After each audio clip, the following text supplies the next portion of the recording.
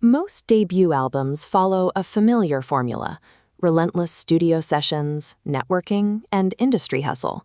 But Rewind and Gravel Roads arrived through a completely different mechanism. Long before a single track was laid down for these records, the artist had actually walked away from music, leaving a potential publishing contract behind to pursue an entirely different life. The odds of half-finished lyrics surviving decades packed away in boxes, outlasting a demanding corporate career and the chaos of raising a family, are incredibly slim.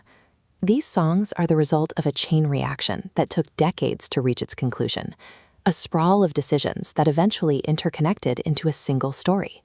To understand the inspiration behind these tracks, you have to bypass the recording studios of California and trace a sequence of events that started 800 miles away. The timeline begins in Minneapolis during the creator's college years at Augsburg. He was writing songs with a friend named Mark, and when a local band recorded one of their tracks, the abstract idea of a music career became a visible road he felt meant to follow.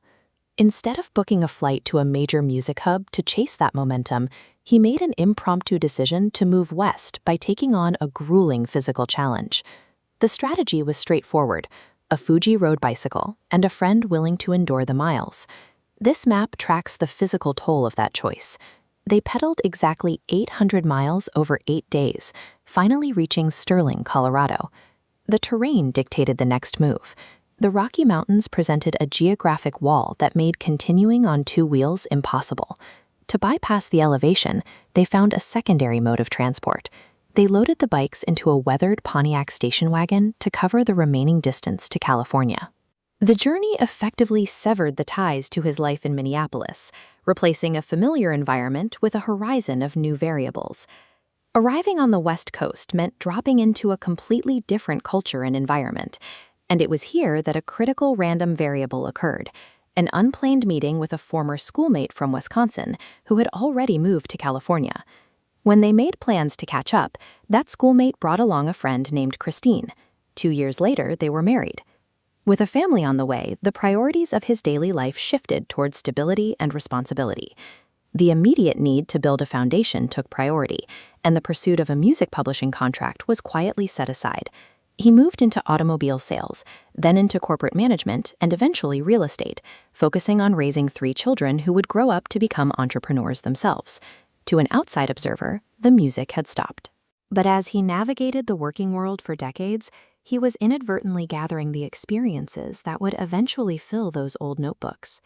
Years later, after stepping away from the daily noise of corporate management, he finally opened those stored-away boxes and pulled out his original notebooks. Reading through those faded, handwritten pages, he found that the half-finished thoughts drafted by a past version of himself still held a recognizable pulse.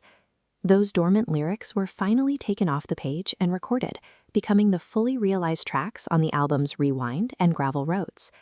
The records operate as a kind of sonic archive. You can hear snapshots of Minneapolis, echoes of California, and reflections of that long drive in the Pontiac. The years spent navigating the risks of business and the responsibilities of family gave the songs an emotional depth that the lyrics originally lacked. Rewind and Gravel Roads suggest that the detours and abandoned plans of a life are often the specific ingredients required to eventually give a dream its true voice.